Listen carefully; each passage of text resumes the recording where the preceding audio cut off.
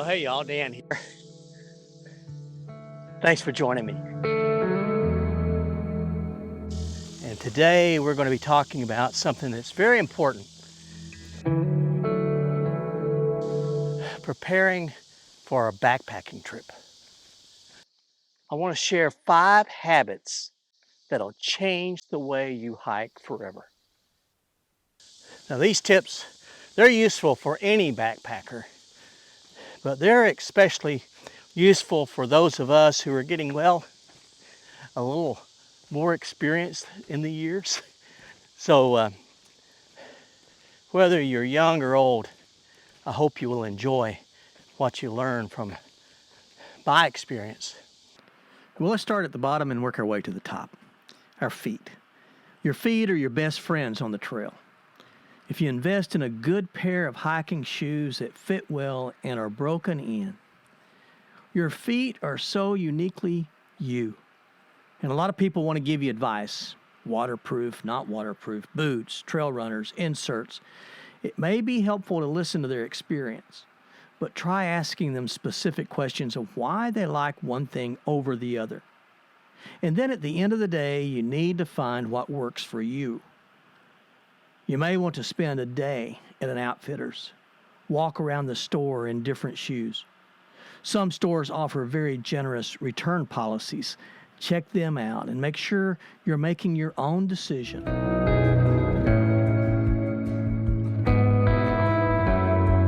Don't forget about socks. Socks can prevent blisters and they keep your feet dry. So the right combination of socks and good shoes will care for your feet.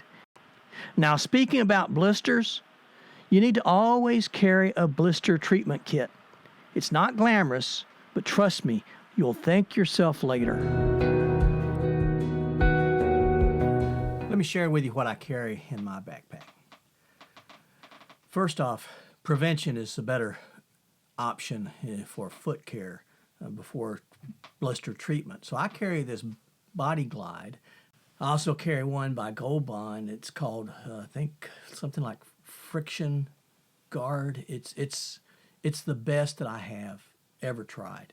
I use this in the mornings before I put my socks on, and then I use it again at night just before I go to bed. Keep my feet really covered with this, and it has prevented me from having any blisters, but you always need to be prepared. So this is what I carry. Believe it or not, I carry my sewing kit. Now in my sewing kit, I've got thread and needles. And what I do is I take the needle and I will run a piece of thread through the blister, depending on what the size of the blister, maybe leave it hanging out about 1 inch on each side. And then I run it through the top of the blister and I make an X or a cross through the blister and I just leave it there. And before I put the thread in, I always use this. And this is a silver ointment. This stuff is amazing. It's an antibacterial, so I take all the germs off the thread before I put it through my blister. But this is a great stuff. I've used it on friction burns and I've used it on heat burns. I really recommend the silver solution here. Well, with that, then I cover it all up. And I don't use duct tape like some people do. I don't use Band-Aids. I use this. This is Leukotape. Leukotape is amazing stuff. It sticks. It won't be like moleskin. Moleskin always seems to slide on me. When my foot gets sweaty, it slides off. This stays, and yet when you want it off, it doesn't tear your skin up when you take it off. I have this little knife, this little Swiss Army knife. Honestly, all that I really use on the Swiss Army knife are the scissors. Really, it's lightweight, and the scissors help when I start to cut things. This is my little kit.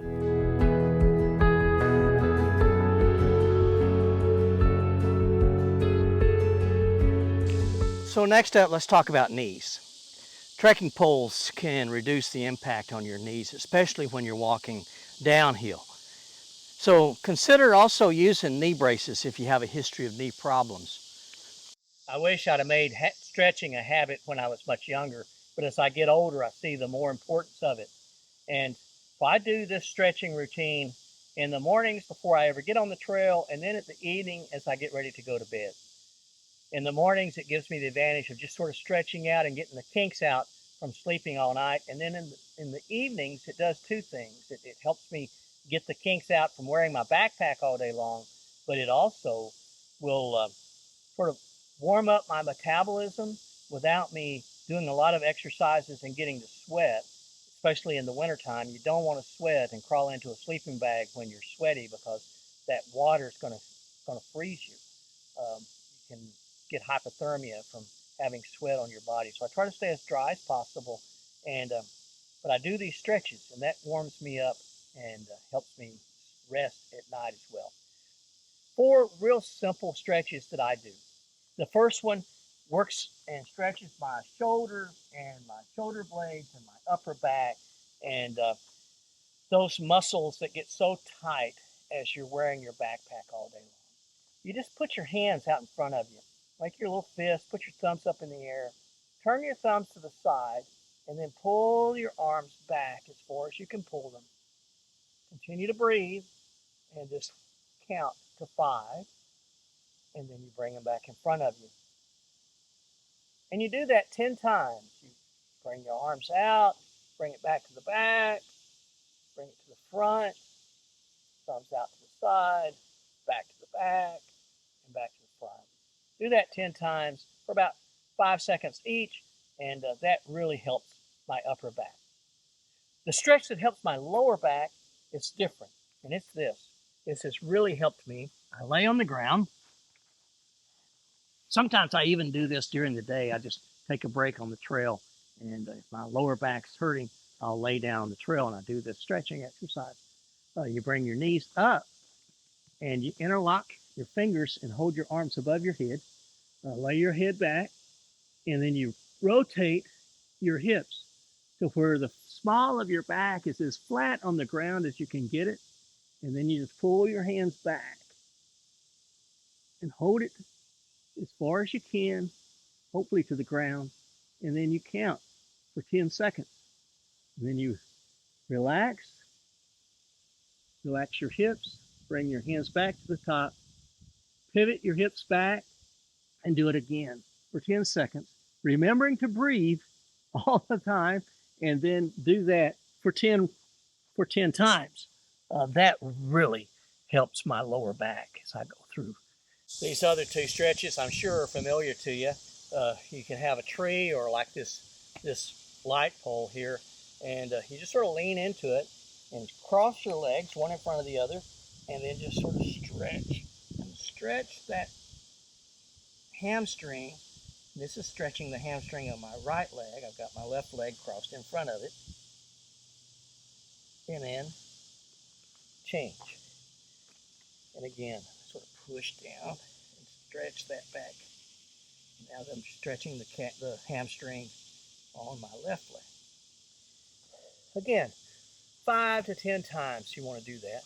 And then the final stretch is you just sort of step one foot back and you're pushing into the pole. Oh, that feels so good. This stretches your calf muscle out. And then after 5 seconds, 10 seconds, switch legs. Do it again. And maybe do that 5 times on each leg. So these stretches will take care of you from your shoulders to your ankles. Highly recommend them. The big 3 includes my sleeping bag and my air mattress. This is an REI 17-degree sleeping bag, and I have used it for every hike that I've been on in a long time. And it's a great sleeping bag. I really enjoy it.